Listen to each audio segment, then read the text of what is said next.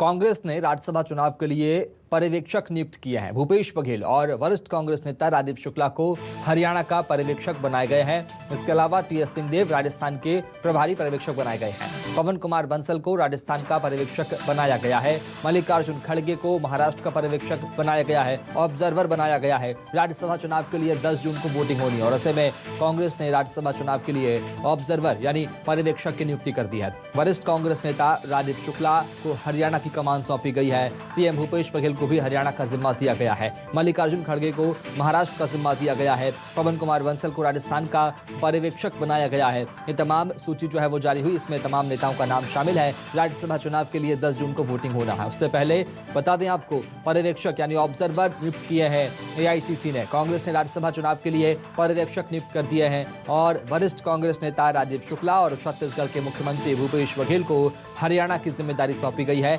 हरियाणा के ऑब्जर्वर बनाए गए हैं ये दोनों नेता। मल्लिकार्जुन खड़गे को महाराष्ट्र का पर्यवेक्षक बनाया गया है। पवन कुमार बंसल को राजस्थान का ऑब्जर्वर बनाया गया है। और चलेंगे रायपुर, सहयोगी शिवम मिश्रा से बात करेंगे। शिवम, सीएम भूपेश बघेल और वरिष्ठ कांग्रेस नेता राजीव शुक्ला को हरियाणा की जिम्मेदारी ऑब्जर्वर बनाकर दी गई है। कितनी अहम, कितनी खास जिम्मेदारी?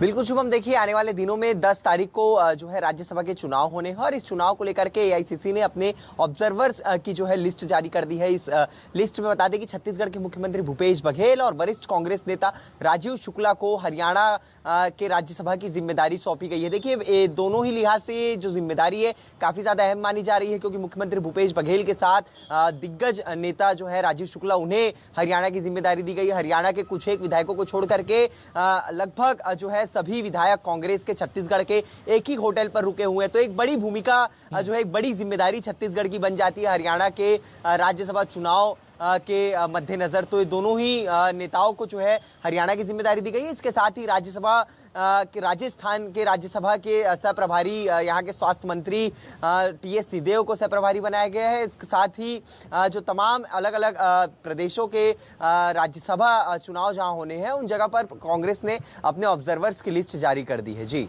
शिवम, चूंकि विधायक हरियाणा के रायपुर में ठहरे हुए हैं, छत्तीसगढ़ में ठहरे हुए हैं और वरिष्ठ कांग्रेस नेता राजीव शुक्ला राज्यसभा से अब सांसद है छत्तीसगढ़ से, सीएम भूपेश बघेल के पास भी जिम्मेदारी है। सामंजस्य स्थापित करवाना तमाम राज्यों के बीच में कैसे बातों को प्रमुखता से रखा जाएगा? क्या कुछ नीति रणनीति बनाई जाएगी राज्यसभा चुनाव के मद्देनजर? बिल्कुल शुभम, देखिए एक तो ये समीकरण भी बहुत तेज था हरियाणा राज्यसभा चुनाव को लेकर के कि कांग्रेस को क्रॉस वोटिंग का डर था और यही क्रॉस वोटिंग का जो डर था उसी के हिसाब से जो है कांग्रेस ने अपने विधायकों को छत्तीसगढ़ भेजा। और निश्चित ही छत्तीसगढ़ में कांग्रेस की सरकार है, तो एक तरीके से महफूज माना जा रहा है छत्तीसगढ़ में कांग्रेस के विधायकों को लेकर के। तो अब क्रॉस वोटिंग की जो संभावनाएं है वो एक हद तक खत्म हो चुकी है और छत्तीसगढ़ के ही होटल रायपुर में ही जो है ज्यादातर विधायक रुके हुए हैं। तो यहाँ पर जो है लगातार बातचीत का दौर चल रहा है, चाहे बात की जाए वरिष्ठ कांग्रेस नेता राजीव शुक्ला या फिर मुख्यमंत्री भूपेश बघेल। सभी नेता जो है वो विधायकों के टच में लगातार उनसे बातचीत कर रहे हैं, उनसे मुलाकात कर रहे हैं। तो निश्चित ही जो है कांग्रेस के लिहाज से काफी ज्यादा सेफ माना जा रहा है इस वक्त हरियाणा का राज्यसभा चुनाव। जी चलो ठीक है, बहुत शुक्रिया शिवम मिश्रा खबर को विस्तार से बताने के लिए, बातचीत करने के लिए।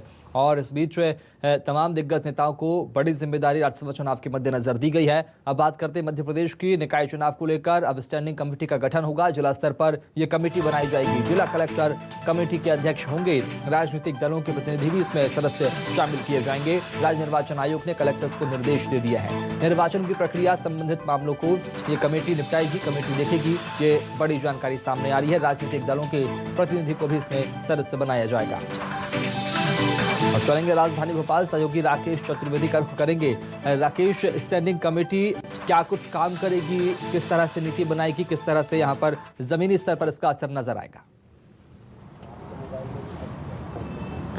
देखिए, स्टैंडिंग कमेटी की बात करें तो ये जिला स्तर पर कमेटी होगी। इसके अध्यक्ष है जिला कलेक्टर रहेंगे और पुलिस अधीक्षक संबंधित जिलों के और जो अधिमान्य राजनीतिक दल हैं उनके पदाधिकारी इसमें सदस्य रहेंगे। इस कमेटी की बात करें तो निर्वाचन संबंधी तमाम फैसले ये कमेटी लेगी। जब निर्वाचन से पूर्व जो तमाम स्क्रूटनी और तमाम गतिविधियां होंगी उसके जो फैसला है ये कमेटी लेगी। इसके साथ ही किसी तरह की कोई निर्वाचन संबंधी शिकायत है तो उसका उस संबंध में भी ये जो फैसला है कमेटी लेंगी। कुल मिला के कह सकते हैं कि जिला स्तर पर तमाम जो निर्वाचन की गतिविधियां संचालित करने के लिए इस कमेटी का गठन किया गया है। राज्य निर्वाचन आयोग ने मध्य प्रदेश के सभी जिला कलेक्टरों को निर्देशित कर कमेटी गठित करने का निर्देश जारी किया है और जो कलेक्टर ही कमेटी का गठन करेंगे, वो कलेक्टर ही कमेटी के अध्यक्ष रहेंगे। यानी जो पूरी जिम्मेदारी है जिला कलेक्टर की रहेगी और निर्वाचन संबंधी कोई शिकायत है, कोई फैसले लेना है, कोई डिसीजन लेना है, उन तमाम गतिविधियों का संचालन इस कमेटी के जरिए किया जाएगा।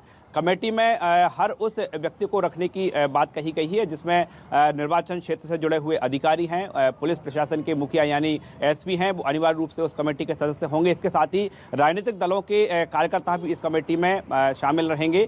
सीधे तौर पर हम कह सकते हैं कि चुनाव निष्पक्ष हो सके, चुनाव संबंधी शिकायतों का जिला स्तर पर निराकरण हो सके, ये जो तमाम मामले हैं स्टैंडिंग कमेटी देखेगी। राकेश, संवेदनशील इलाके जहां पर अक्सर अनहोनी होने की घटनाएं होती है, जो तमाम तरह से संवेदनशीलता जहां पर ज्यादा होती है, उन इलाकों के लिए, उन मतदान केंद्रों के लिए, मतदान क्षेत्रों के लिए स्टैंडिंग कमेटी की क्या भूमिका होगी? देखिए, स्टैंडिंग कमेटी की जो भूमिका मुख्य रूप से यही है कि जो निर्वाचन है वो निष्पक्ष हो, निष्पक्ष संचालित हो सके और यदि निर्वाचन संबंधी कोई शिकायतें हैं तो उनका जिला स्तर पर ही निराकरण हो सके। ये मुख्य रूप से जो स्टैंडिंग कमेटी गठित करने का उद्देश्य यही है निर्वाचन आयोग का। हालांकि ऐसी शिकायतें जो राज्य निर्वाचन आयोग तक पहुंचेंगी उनका निराकरण राज्य निर्वाचन आयोग करेगा और ऐसे मसले जो जिले से निकलकर निर्वाचन आयोग तक पहुंचेंगे उनका निपटारा करेगा। लेकिन निर्वाचन आयोग का मानना है कि वो तमाम मामले जो कि नगरीय निकाय से संबंधित है, चाहे वो वार्ड के हों, नगर परिषद के हों, नगर पालिका के हों या फिर जो नगर निगमों के हों, तो उन शिकायतों का निराकरण जो है इन कमेटी के जरिए किया जा सके। इसके साथ ही चुनावी गतिविधियां जो संचालित हो रही हैं उसकी पूरी जानकारी कमेटी के पास रहेगी, कौन गतिविधि कब होगी, कौन सा किस मामले में कब फैसला कब लेना है। तो ये जो स्टैंडिंग कमेटी है, स्टैंडिंग कमेटी मुख्य रूप से निर्वाचन संबंधी तमाम वो कामकाज देखेगी जो कि जिला स्तर पर कलेक्टर को फैसले लेना है, वो मामले भी इस कमेटी में रखे जाएंगे। तो मुख्य रूप से जो कमेटी गठित करने का उद्देश्य यही है कि जिला स्तर पर तमाम गतिविधियां संचालित हो जाएं, शिकायतें उनका निराकरण हो जाए। हालांकि निर्वाचन आयोग की बात करें तो ऐसे मामले जो कि निर्वाचन आयोग तक पहुंचेंगे उनकी सुनवाई सीधे तौर पर निर्वाचन आयोग करेगा। ठीक है, बहुत शुक्रिया राकेश चतुर्वेदी, खबर को विस्तार से बताने के लिए, बातचीत करने के लिए।